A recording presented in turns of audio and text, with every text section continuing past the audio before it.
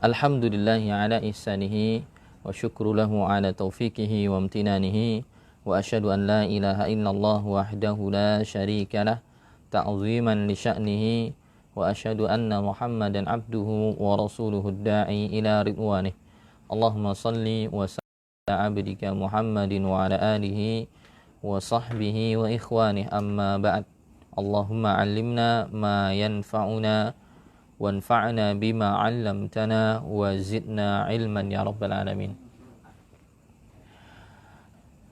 Kaum oleh Allah Subhanahu wa taala, puji syukur kepada Allah tentunya menjadi hal yang tidak henti-hentinya untuk kita panjatkan, untuk kita haturkan kehadiran Allah Subhanahu wa taala yang Maha memberi rizki, yang telah memberikan berbagai macam karunia dan kenikmatan kepada kita semua.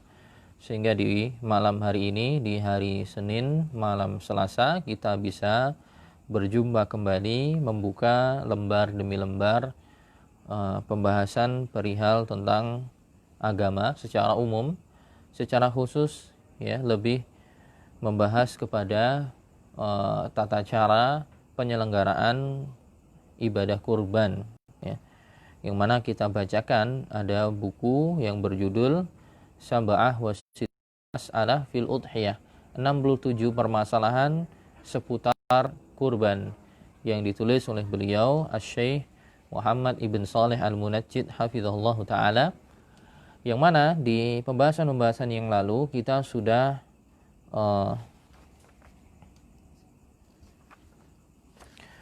sampai kepada pembahasan nomor 51 atau permasalahan ke-51. Pada kesempatan kali ini kita masuk ke permasalahan yang ke-52. Nah, beliau hafizullah mengatakan, permasalahan 52, istiqbalu dzabih lil qiblah wa tawjihudz dzabihah ilaiha mustahabbun fi kulli dzabihah. Mengarahkan ya si penyembelih si jagalnya, mengarahkan wajahnya ke kiblat, juga mengarahkan sembelihan ke arah kiblat, itu perkara yang dianjurkan dalam setiap sembelihan ya. Entah sembelihan sebagai kurban, entah sembelihan untuk nazar, entah sembelihan untuk akikah, entah sembelihan yang hanya untuk konsumsi pribadi, atau sembelihan untuk dijual, misalnya jualan sate, bagi orang jualan sate, jualan kambing, sate kambing dan seterusnya. Intinya semua penyembelihan ini dianjurkan untuk menghadap ke kiblat. Lakinnahu fil hadyi wal udhiyah asyaddu istihbaban. Namun dalam dan juga udhiyah atau kurban ini lebih ditekankan. Hadyu sama udhiyah atau kurban itu bedanya apa? Sebenarnya sama saja ya. Cuman yang membedakan tempatnya. Kalau al-hadyu itu sembelihan yang disembelih di Makkah ya, bagi para orang yang melaksanakan ibadah haji, dan dagingnya disebar hanya di Makkah, itu al-hadyu. Kalau udhiyah itu umum ya, lebih umum. Nah, untuk al-hadyu, sembelihan al-hadyu dan udhiyah ini lebih ditekankan untuk diarahkan ke kiblat. Disebutkan dalam asar dari Ibnu Abbas radhiyallahu anhuma, beliau mengatakan, liyaj'al ahadukum dzabihatahu bainahu wa bainal qiblah. Hendaklah salah seorang dari kalian mengarahkan sembelihannya antara dia dan ya sembelihannya juga mengarah ke kiblat gitu. Tapi ini anjuran ya. Misalnya toh tidak mengarah ke kiblat tetap sah ya. Cuman tentunya kalau diarahkan ke kiblat ini lebih dianjurkan dan tentunya akan berbuah pahala yang lebih besar. Tapi misalnya terlanjur ternyata nyembelihnya malah ngadep utara misalnya, tidak apa-apa. Taib, itu masalah ke-52. Permasalahan ke-53, al-udhiyatu ibadah. Kurban itu adalah bentuk ibadah. Wal ibadatu tuhaddiduhan niyah. Dan ibadah itu ya ditentukan dengan niat. Sebagaimana sabda Nabi SAW, innamal a'mal, ya. Amal-amal apa saja, ibadah apa saja umum, ya. Bin niat, itu harus dengan niat. Wa innama likulli imri'in ma nawa, dan setiap orang, ya, dia meniatkan, dia dengan amalnya meniatkan apa yang dia inginkan. Wan niyah la budda minha hatta numayyizul amal, dan niat itu sesuatu yang wajib untuk dikerjakan sampai kita bisa membedakan amalan alladzi huwa ibadah an ma huwa adah, untuk bedakan mana yang ibadah, mana yang adah, kebiasaan. Salah satunya adalah udhiyah. Ya. Jadi kalau kita membahas tentang, ya, salah satunya di pembahasan kaidah fikih, ya, al-qawaid al-fiqhiyah, itu ada pembahasan kaidah al-umuru bimaqasidiha. Perkara itu tergantung maksudnya. Hari itu di pembahasan niat. Di pembahasan niat itu, para ulama menjelaskan salah satu dari beberapa tujuan niat itu adalah untuk membedakan mana yang kebiasaan, mana yang ibadah, mana yang adah, mana yang ibadah. Karena terkadang orang punya kebiasaan. Maka untuk membedakan antara ini sesuatu yang kebiasaan dan ini ibadah harus ada niat. Seorang yang mandi, ya. Mandi itu ada banyak kemungkinan. Ada yang mandi cuma sekedar mandi, ada yang mandi Jumat, ada yang mandi janabah. Maka ketika seorang mandi di hari Jumat, sedangkan sebelumnya dia junub misalnya, dia mandinya apa? Harus dibedakan dengan niatnya. Kalau tiba-tiba dia mandi begitu saja tanpa terbesit niat, ya ini biasanya berarti terhitung sebagai mandi biasa. Jadi harus dibedakan antara mana yang mandi untuk sebagai ibadah dan mana yang mandi sebagai kebiasaan. Sama juga masalah sembelih hewan. Ini juga harus ada niatnya. Ya, bisa jadi orang ini adalah pemilik tongseng kambing atau pemilik sate kambing. Setiap harinya nyembelih kambing. Sampai datang kemudian masa-masa hari-hari penyembelihan hewan kurban. Dan memang dia akan berkurban. Nah, dia harus dalam hatinya berniat yang mau disembelih ini sebagai apa. Kalau dia asal nyembelih dan ternyata tidak terbesit itu sebagai kurban, itu bisa apa? Berbeda. Makanya ibadah harus dengan niatnya. Tapi di sini dikatakan wa mujarradu syira'il udhiyah au dzabhuha fi waqtiha yu'addu kafian. Tapi ulama menjelaskan walaupun mungkin, ya, tidak terbesit ketika nyembelih tadi, tapi sekedar seseorang membeli hewan kurban, ya, pas beli hewan yang dibeli itu diniat hewan tersebut disembelih di waktu-waktu untuk nyembelih hewan kurban, yu'addu kafian. Ini ternyata sudah mencukupi, ya, sudah mencukupi sebagai niat untuk kurban. Karena memang ketika di hari-hari itu orang kemungkinan besar, ya, indikasinya adalah ketika dia nyembelih untuk kurban. Li'anna niyah bil qalbi. Karena niat itu dengan hati. Wal a'malu dalah 'alaiha, dan amalan yang dia kerjakan insyaallah sudah menunjukkan kepada niat yang ada dalam hatinya. Ya, intinya harus dengan niat.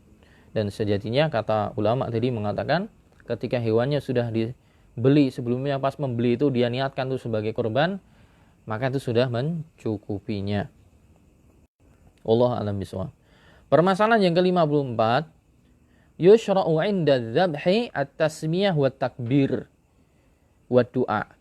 Dianjurkan atau disyariatkan ketika menyembelih itu ada tiga komponen atau yang tercakup di penyembelih. Jadi si penyembelih itu mengucapkan suatu ucapan khusus atau bacaan khusus yang mencakup tiga hal, yaitu bacaan bismillah, takbir, dan doa. Ya. Misalnya bismillah, bismillah, kemudian Allahu Akbar, kemudian hadza minka walaka, Allahumma taqabbal minni. Bismillah dengan menyebut nama Allah. Wallahu Akbar, Allahu Akbar. Allahumma, ya Allah, ini adalah, ya, rezeki darimu, dan aku persembahkan untukmu. Allahumma taqabbal minni. Ya Allah, terimalah ini, ya, apa yang saya kurbankan diterima sebagai amal soleh. Ini mengandung apa? Tiga hal, yaitu bacaan bismillah, takbir, kemudian doa yang diperuntukkan untuk si penyembelih dan apa yang dia niatkan. Atau misalnya hada minni, misalnya untuk diriku dan juga untuk keluarganya, gitu. Intinya ada 3 cakupannya. Apa ya? Dikatakan di sini au taqabbalhu an fulan, atau terimalah sembelihan ini dari fulan. Ini jika yang menyembelih ini sebagai wakil, ya, bukan si sahibul kurban sendiri. Jadi bismillah, Allahu akbar, Allahumma hadza minka wa laka wa taqabbalhu an fulan. Terimalah sembelihan ini dari si fulan. Ini jika yang menyembelih adalah orang yang menjadi wakilnya. Ya. Apakah 3 kandungan yang disampaikan dalam bacaan ketika seorang sebelum menyembelih ini wajib semuanya? Di sini dikatakan wal wajib min hadza huwa tasmiyah. Namun yang wajib, yang inti adalah bismillahnya saja. Wa ma zada ala dzalika fa huwa mustahabbun wa laysa biwajib. Adapun tambahan setelah bismillah itu tidak wajib. Bacaan Allahu akbarnya, juga bacaan Allahumma hadza minka wa laka wa taqabbal minni, itu apa namanya? Tambahan yang sifatnya sunnah. Ya, jadi misalnya dia membaca bismillah saja itu sudah. Atau sebagaimana penjelasan yang kita sampaikan, yang penjelasan yang telah lalu, bahwa membaca bismillah itu menurut mayoritas ulama hukumnya wajib bagi yang ingat. Bagi yang ingat. Misalnya dia lupa membaca bismillah, pribon, sah tidak? Sah, ya. Itu pendapatnya Hanafiyah, Malikiyah, dan Hanabilah. Mereka mewajibkan ketika ingat. Ketika ingat, maka wajib membaca. Kalau sengaja dia tidak membaca dengan sengaja, bukan karena lupa, maka baru tidak halal sembelihannya. Tapi ketika dia lupa, sebenarnya pengen baca bismillah, tapi ada ganggu dia sehingga dia kelupaan, maka sembelihannya tetap sah. Ini menurut jumhur ulama. Mereka mengatakan bahwa menyembelih hewan kurban itu baca bismillah wajib bagi yang ingat. Adapun jika lupa itu dimaafkan. Berbeda dengan mazhab Syafi'iyah, justru malah mereka mengatakan membaca bismillah itu sunnah, dianjurkan, tidak wajib. Sebagaimana penjelasan yang kita sampaikan di pertemuan yang telah lampau. Ya, yang mengatakan wajib mereka berdalil dengan ayat Al-Qur'an, wala ta'kulu mimma lam yuzkarismullahi alaihi, dan janganlah kalian mengkonsumsi hewan sembelihan yang belum disebutkan nama Allah ketika menyembelihnya. Memang ayat ini melarang kita untuk mengkonsumsi sembelihan yang belum disebutkan nama Allah. Tapi larangan ini dikecualikan dengan hadis bahwa Nabi SAW mengatakan innallaha tajawaza an ummati al-khata' wan nisyan wa mastukrihu alaihi. Sesungguhnya Allah SWT mengampuni dari kalangan umatku sesuatu yang terjadi karena keliru, atau terjadi karena lupa, atau terjadi karena dipaksa. Nah, di situ Rasul mengatakan ada karena lupa. Makanya oleh para ulama kemudian terlupa ini, ya. Adapun dalam mazhab justru malah mereka menganggapnya sunnah. Tentu ada dalilnya dan sebelumnya sudah saya sampaikan. Untuk memperingkas pembahasan kali ini, intinya dianjurkan bacanya 3, bismillah, Allahu akbar plus doa. Tapi misalnya bismillah saja itu sudah mencukupi, ya. Sebagaimana juga pembahasan yang telah lalu, ya kan, bahwa seorang kepala keluarga misalnya ketika dia membeli hewan kurban sebagai kurban, misalnya toh hewan kurban tadi belum diniatkan oleh sahibul kurban ini, pahalanya dinikmati oleh semua keluarganya, maka otomatis ketika sembelihan kurban tadi disembelih, pahalanya dinikmati oleh seluruh keluarganya.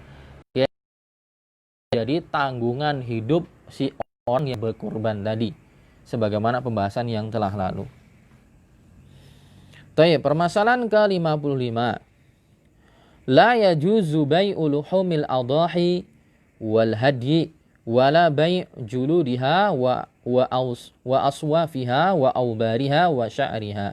Tidak diperkenankan, tidak diperbolehkan menjual daging hewan kurban atau menjual daging atau bagian dari al-hadyu. Ya, tadi sudah dijelaskan ya antara kurban dengan al-hadyu. Al-hadyu yang disembelih di Mekah ya, yang dibagikan untuk penduduk Makkah. Adapun kurban yang di luar itu. Tidak boleh dijual kulitnya, tidak dibolehkan dijual sufnya. Suf itu wool ya, wool atau wool yang dari domba. Aubar itu yang untuk onta ya, bulu domba itu namanya wool, bulu onta namanya wabar ya, kalau bahasa Arabnya wabar. Kemudian tidak boleh juga dijual rambutnya, ini untuk yang al-ma'zu alias kambing biasa atau sapi. Intinya tidak boleh ada sesuatu yang dijual.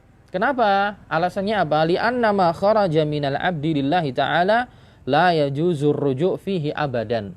Karena sesuatu yang telah diniatkan oleh sahibul kurban, telah keluar dari seorang hamba, diniatkan untuk kurban, maka itu sudah bukan menjadi miliknya lagi. Itu sudah menjadi milik Allah Subhanahu wa taala, maka tidak boleh kembali. Ini maksudnya dijual di sini adalah dijual yang kemanfaatannya kembali kepada sahibul kurban, ya. Kejual yang kemanfaatannya kembali pada sahibul kurban. Adapun kalau dijual oleh nanti si penerima, itu haknya dia, nanti boleh. Seorang dapat jatah daging kurban, ternyata dia relasinya banyak ya. Ternyata dia dapat daging kurban dari banyak masjid itu dikasih sampai banyak sekali. Sedangkan dia tidak punya, misalnya tidak punya tempat penyimpanan daging. Atau memang sengaja pengen jual aja karena berlebih. Dijualnya takdul misalnya, ada orang jualan bakso. Ini buat bakso dijual. Tidak ada masalah. Karena itu sudah berpindah ke pemilikan. Dan manfaatnya tidak kembali kepada sahibul kurban, tapi kepada orang-orang yang diberikan daging tersebut. Wa bai'u ba'dhi ajza'iha naun minar ruju'. Sebagaimana juga enggak boleh menjual sebagian dari bagian hewan kurban yang lain, kakinya, kulitnya dan yang lainnya. Imam Ahmad mengatakan subhanallah kaifa yabi'uha wa qad ja'alaha lillahi tabaraka wa ta'ala. Imam Ahmad pernah mengatakan subhanallah, bagaimana orang bisa menjualnya? Mereka sudah menjadikan hewan kurban itu untuk Allah Subhanahu wa taala. Bagaimana dijual? Yang maksudnya adalah kemanfaatannya kembali kepada si sahibul kurban.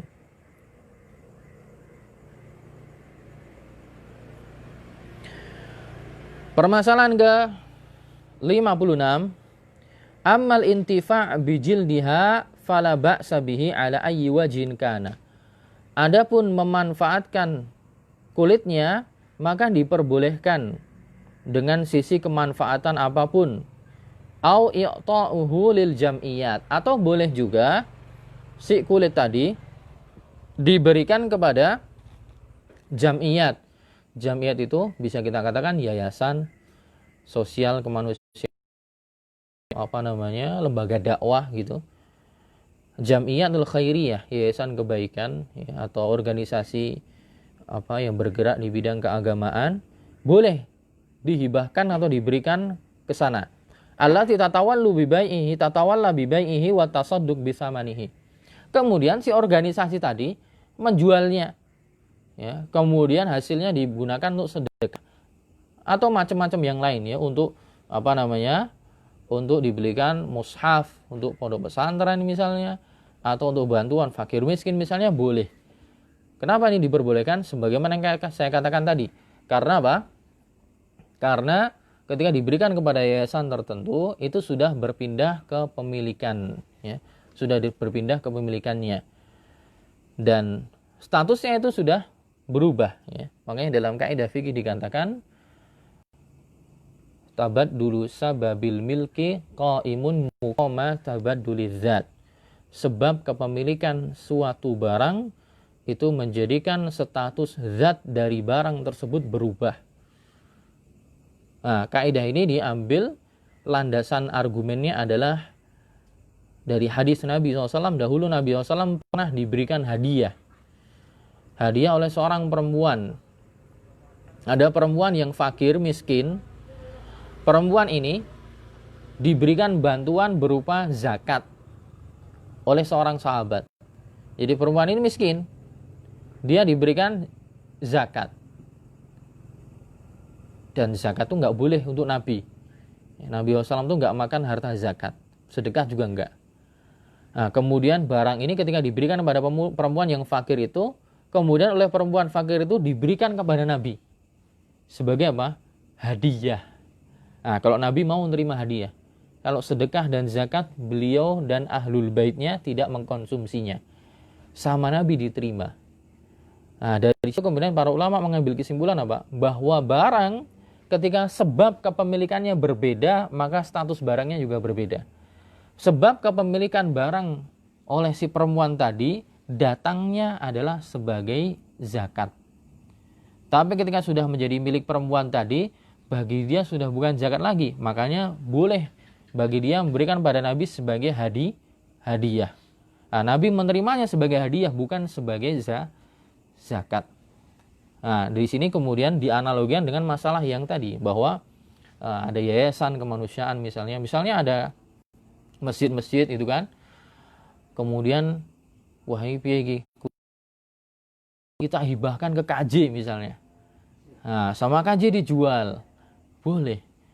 Dananya untuk kajian, untuk TPA atau untuk ngisi bensin Gaza untuk ngeterke pengajian dan yang lainnya boleh. Kenapa? Karena sudah statusnya sudah berpindah. Wallahu a'lam bishawab, sebagaimana yang dijelaskan dalam buku yang kita bahas. Masalah yang ke-57. La yajuzu an yu'tiya al-jazzar atau an yu'ta al-jazzaru syai'an minal udhiyah muqabila dzabhiha wa salkhiha. Tidak diperkenankan memberikan jazzar, yaitu si jagal, sesuatu dari bagian dari hewan kurban sebagai timbal balik karena dia menyembelih hewan kurban tersebut, juga karena dia mengulitinya. Intinya dia si jagal, ya, si jagal ini yang melakukan penyembelihannya, mengulitinya dan macam-macamnya. Nah, ini tidak boleh memberikan kepada si jagal bagian dari hewan kurban jika itu diniatkan sebagai bayaran, ya, atau timbal balik karena dia bekerja. Ini berdasarkan hadis riwayat Bukhari dan Muslim dari Ali bin Abi Thalib. Beliau mengatakan, amaroni Allah sallallahu alaihi wasallam an akuma ala badnihi atau budnihi. Ali bin Abi Thalib mengatakan, saya diperintahkan oleh Nabi SAW untuk mengurusi onta kurban beliau. Wa an atasaddaqa bilahmiha. Saya diperintahkan nanti hasil dagingnya untuk saya sedekahkan. Wa juludiha, kulitnya juga iya. Wa ajillatiha, begitu juga ajillah. Ajillah itu kalau tidak keliru maknanya adalah pelana, ya. Pelana yang dimiliki onta tadi. Jadi misalnya dia dibeli dengan pelananya, apa-apanya itu, talinya macam-macam, itu juga disedekahkan. Ya. Ini menunjukkan bahwa apa saja yang ada dalam hewan kurban tadi, itu semua sudah diniatkan lillahi ta'ala. Sebagaimana masalah kemarin, misalnya ada orang beli hewan kurban, kurbannya sudah diniatkan sebagai kurban, ternyata dia hamil, di dalam perutnya juga ada janinnya, itu juga masuk dikorbankan, alias juga dibagikan. Ya. Sebagaimana juga sama, pelananya dan yang lain sebagainya yang ada dalam tubuh si onta tadi, semuanya disedekahkan. Ali mengatakan, wa anna u'tiyal jazzara minha qala nahnu nu'tihi min indina. Dan kami diperintahkan untuk tidak memberikan si jazzar atau tukang daging atau si penjagal ini sesuatu sedikit pun dari, ya, si hewan kurban. Nahnu nu'tihi min indina. Tapi kami memberikan upah si jagal, ya, dari kocek kami sendiri atau dari saku kami sendiri. Maksudnya ada uang lain di luar hewan sembelihan. Intinya bahasa kita ya, dana operasionalnya ada sendiri, Itu tidak diambilkan dari bagian dari hewan kurban tersebut. Kenapa tidak diperkenankan? Li'annal udhiyata ukhrijat lillahi ta'ala. Karena hewan kurban ini telah dikeluarkan oleh sahibul kurbannya, diniatkan untuk Allah Subhanahu wa taala.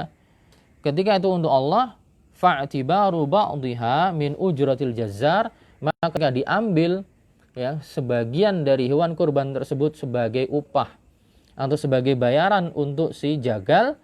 Ini yushbihul bai'. Ini seakan-akan seperti jual beli. Jual beli apa? Jual beli tenaga. Ya, karena jual beli itu tidak harus fisik. Ada jual beli manfaat, ada jual beli tenaga yang bahasa kita sewa gitu. Ketika kita membeli tenaganya si pejagal, ya bayarnya bukan untuk dari apa? Dari hewan kurban, karena hewan kurbannya sudah untuk Allah Subhanahu wa taala. Kalau masih diambilkan dari bagian dari hewan kurban itu, seakan-akan itu masih menjadi milik kita. Nah, maksudnya bayarnya harus dengan yang lain. Ini niatnya untuk sedekah semua gitu. Jangan masih diambil kemanfaatan dari situ. Nah, itu makanya tidak diperkenankan. Ketika yushbihul bai', ketika menyerupai jual beli, fahuwa nau'un minar ruju' fi ba'dhiha. Maka ini masuk kategori seakan-akan sahibul kurbannya kembali menikmati ya sebagian dari hewan kurban tersebut, menikmati dalam artian mengambil kemanfaatan yang kembali ke dia gitu. Maka tidak diperkenankan. Jadi hendaknya memang ada dana operasional sendiri. Permasalahan ke-58. In kanal jazzaru faqiran aw sadiqan fala ba'sa an yu'tiyahu minha sadaqah. Namun bukan berarti tidak boleh diberikan secara mutlak, ya.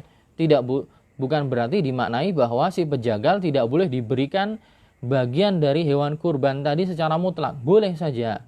Dengan syarat apa? Dengan syarat memang dia sudah diberikan bayarannya. Nyembelih 1 ekor sapi bayar 500.000 sudah dikasih gitu. Tapi ternyata ada ciri-ciri lain yang menjadikan kita boleh untuk ngasih lagi. Misalnya apa? Ternyata si pejagal ini orang fakir, miskin. Ya. Dikenal di situ misalnya memang dia orang yang tidak mampu, kehidupannya terbatas. Nah, yang seperti ini boleh dikasih.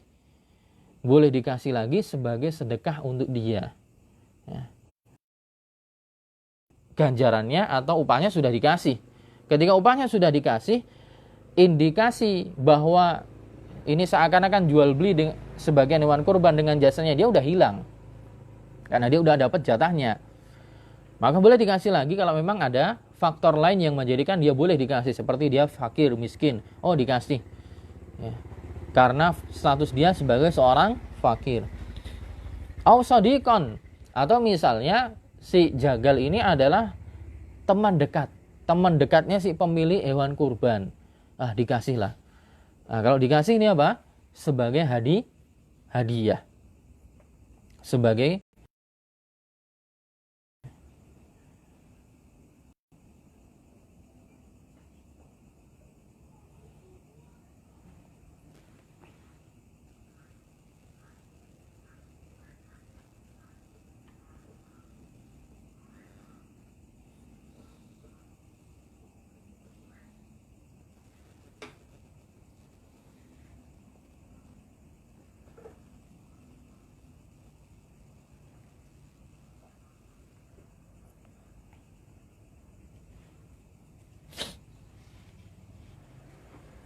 apa bedanya sedekah dengan hadiah? Atau atiyah?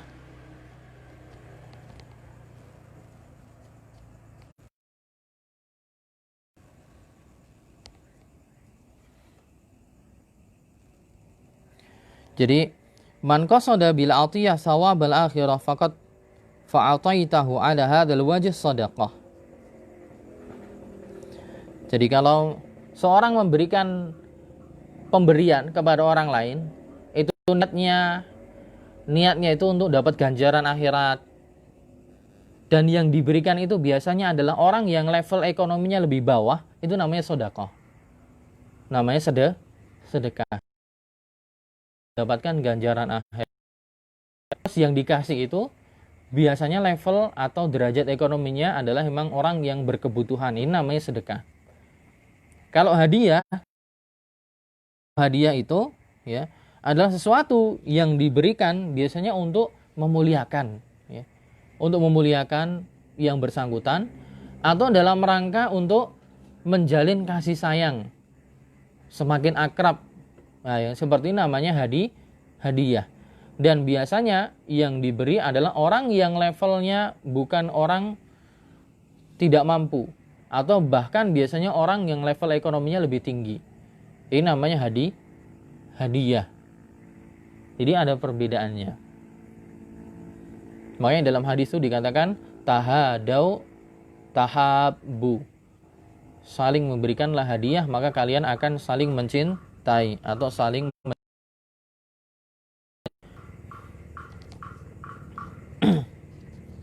Jadi si pejagal tadi masih boleh diberikan, ketika setelah diberikan bayarannya, diberikan lagi jatah dari sebagian, bukan jatah ya, bagian dari hewan kurban, itu diperbolehkan jika misalnya dia adalah seorang yang fakir, maka statusnya sebagai sedekah. Atau dia adalah kawan akrab dari si pemilik hewan kurban misalnya, maka pemberian ini statusnya adalah sebagai hadiah. Dunashtiratin sabiq. Nah, pemberian ini tidak dipersyaratkan terlebih dahulu, bukan bagian dari akad. Nah, kalau dipersyaratkan terlebih dahulu nanti ada arah menuju makna upah. Jadi tiba-tiba aja gitu. Jadi tidak ada persyaratan sebelumnya. Fahuwa ka ghairihi bal qad yakunu aula li annahu basyaraha wa tafat nafsuhu ilaiha. Dan tidak ada masalah memberikan kepada si penjagal tadi. Bahkan dalam beberapa kondisi bisa jadi si penjagal tadi menjadi orang yang justru lebih berhak untuk diberikan bagian dari hewan kurban. Setelah dia dapat bayarannya ya, bisa jadi dia terkadang lebih utama untuk diberikan daging kurban. Misalnya dia orang fakir misalnya. Kenapa? Karena orang ini yang berinteraksi langsung dengan apa? Si hewan kurban. Mosok dia yang nyembelih, yang ngeleti, yang melatoi, belas oleh apa sama sekali tidak mendapatkan bagian, sampai ngiler tok gitu kan. Kasihan, tetap dikasih, apalagi dia fakir gitu. Kemudian permasalahan ke 59, yushra'u lil mudahhi an ya'kula min udhiyatihi. Dianjurkan kepada sahibul kurban untuk mengkonsumsi hewan kurbannya. Wa yuhdi, menghadiahkan, wa yatasaddaq, dan menyedekahkan. Jadi dia disuruh untuk mengkonsumsinya, disuruh untuk menghadiahkannya, juga disuruh untuk menyedekahkannya. Sebagaimana Allah SWT berfirman dalam surat Al-Hajj ayat ke-28. Allah mengatakan, ya, wa fakulu minha wa at'imul ba'isal faqir. Dan makanlah sebagian dari sembelihan itu dan sisanya bagikanlah untuk dikonsumsi kepada orang-orang yang sengsara lagi fakir. Allah juga mengatakan dalam surah Al-Hajj ayat 36, fakulu minha al-mu'tar. Makanlah dari sebagian hewan kurban tersebut dan berikanlah makanan untuk orang fakir yang qani', yang qanaah, yaitu maksudnya orang yang menerima keadaan kefakirannya. Juga kepada orang fakir yang mu'tar, yaitu orang fakir yang tapi dia meminta. Kadzalika sakharna halakum la'allakum tashkurun. Ya. Wa an Salamah ibn al-Aqwa anna Nabi sallallahu alaihi wasallam qala, dari hadis diriwayatkan oleh Imam Bukhari dari sahabat Salamah ibn al-Aqwa bahwa Nabi sallallahu alaihi wasallam bersabda, kulu, makanlah kalian dari hewan sembelihan itu, wa at'imu, dan juga berikanlah makanan untuk orang lain, wadakhiru, dan silahkan disimpan, ya. Simpan. Pernah terjadi di zaman Nabi SAW ketika masa paceklik, waktu itu kaum muslimin dilarang untuk menyimpan lebih dari 3 hari. 3 hari harus habis, ya. Tapi kemudian datang hadis setelahnya, yang mana Nabi SAW membiarkan untuk disimpan lebih dari 3 hari. Ya, ini dalam pembahasan usul fikih namanya nasikh wal mansukh, yaitu ada hadis yang sebelumnya memuat hukum tertentu kemudian dihapuskan dengan hadis yang datang belakangan. Ya. Dibolehkan untuk apa? Dikhar, untuk menyimpan. Dan justru terkadang kondisi menyimpan seperti itu manfaatnya bisa lebih meluas dan lebih bisa dirasakan oleh kaum muslimin. Makanya kita lihat sebagian yayasan-yayasan sosial keagamaan itu punya program-program khusus seperti apa itu? Kurban, terus sebagian dagingnya dikalengkan, dibuat apa? Kalengan, makanan kalengan, kornet dan seterusnya. Apalagi itu kemudian bisa didistribusikan ke tempat-tempat yang memang minim orang yang kurban. Terlebih lagi yang ternyata di situ kenceng kristenisasi, tentunya apa? Masalahnya akan bisa lebih besar. Dan itu sepertinya yang agak kurang dikoordinasikan oleh sebagian dari saudara kita. Karena biasanya mungkin pengelolaannya masih lingkupnya panitia masjidnya, belum ada yang menghandle. Kalau ada lembaga khusus yang menghandle, menyediakan apa, misalnya alat-alatnya ada di kaleng misalnya, kemudian didistribusikan ke tempat-tempat yang lebih membutuhkan, itu pasti bagus. Dan saya lihat banyak ya kaum muslimin, apalagi di kota, bahkan sebagian di wilayah Bantul yang bukan terlalu pedesaan, itu satu kampung, satu masjid itu bisa sampai mereka kurban 5-6 ekor sapi. Itu banyak gitu. Banyak sekali itu. Bayangkan satu RT misalnya atau 2 RT, ada satu masjid bisa sampai 5 ekor sapi, 4 ekor sapi, belum kambingnya. Itu jatahnya udah banyak sekali. Nah, misalnya 1 ekor sapinya kemudian diolah makanan yang awet tahan lama, kemudian para sahibul kurban bisa sadar itu diikhlaskan untuk didistribusikan ke tempat-tempat yang lebih membutuhkan, tentu manfaatnya akan lebih besar. Berapa menit Mas itu? Oke, 1 poin lagi. Ikhtalafal ulama rahimahumullah fi miqdari ma yu'kal wa yuhda wa yatasaddaq. Para ulama berselisih pendapat, ya, permasalahan ke-60. Ulama berselisih pendapat tentang ukuran berapa sih yang akan dihadiahkan dan berapa yang disedekahkan. Wal amru fi dzalika wasi'. Perkaranya longgar. Sebagian orang menganggap wajib ini. Jadi pembagian sepertiga itu seakan-akan pembagian yang mutlak. Harus seperti itu, padahal tidak. Ya, padahal tidak. Mong wangune alias kebiasaannya memang sepertiga. Toh misalnya ada yang minta lebih dari itu atau kurang dari itu tidak menjadi masalah. Ini sebenarnya perkara yang longgar. Tapi memang pendapat yang mayoritas dipilih adalah dimakan, dikonsumsi sepertiga, dihadiahkan sepertiga, disedekahkan sepertiga. Dan itu yang diriwayatkan dari Ibnu Mas'ud, Ibnu Umar, dan yang lainnya. Berkata Abu Ja'far An-Nahas, beliau mengatakan, wa aksarul ulama minhum Ibnu Mas'ud.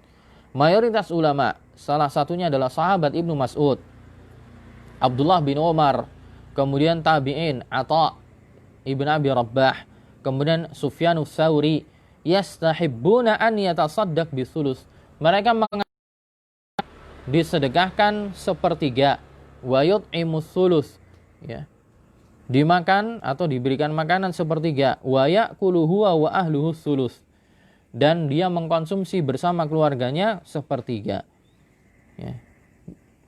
Walau akala aksar min dzalik jaza. Tapi misalnya sahibul kurban makan lebih dari sepertiga, boleh-boleh saja. Boleh-boleh saja. Misalnya gimana?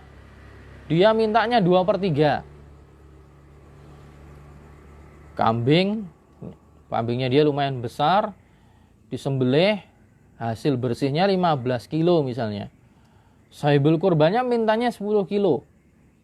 Boleh enggak? Boleh-boleh aja. Ya mau ngisin-ngisini, itu aja. Kalau dia mau makan sendiri, sembelih sendiri gitu. Soalnya kalau nyembelihnya di masjid pakai panitia, Boleh sih secara hukum syariat, tidak ada masalah. Yang sedekahkan dihadiahkan. Dia ngambil 10 kilo tidak apa-apa. Cuman kalau dia mau ngambil banyak, ya afdolnya monggo disembelih sendiri. Tapi kalau diwakilkan untuk pengurus masjid, biasanya ya wangune dia ngambil sepertiga. Tapi misalnya panitia korbannya monggo silahkan, tidak apa-apa ya monggo silahkan. Cuman ya biasanya si sohibul kurban nanti akan diserang dengan komentar-komentar miring dari netizen. Kalau itu kurban kok dijaluk ngabeh dan seterusnya. Nah, kalau pengen aman sembelih sendiri. 15 kilo disedekahke sekilo tok gitu. Boleh. Boleh sih, cuman ya semakin ini pahalanya tentu semakin lebih kecil. Wallahu a'lam bishawab. Itu sampai permasalahan 60, berarti kita tinggal beberapa poin lagi dalam pembahasan. Insyaallah semoga kita selesaikan di pertemuan yang akan datang. Kita cukupkan sekian. Subhanakallahumma wa bihamdika asyhadu an la ilaha illa anta astaghfiruka wa atubu ilaik. Assalamualaikum warahmatullahi wabarakatuh.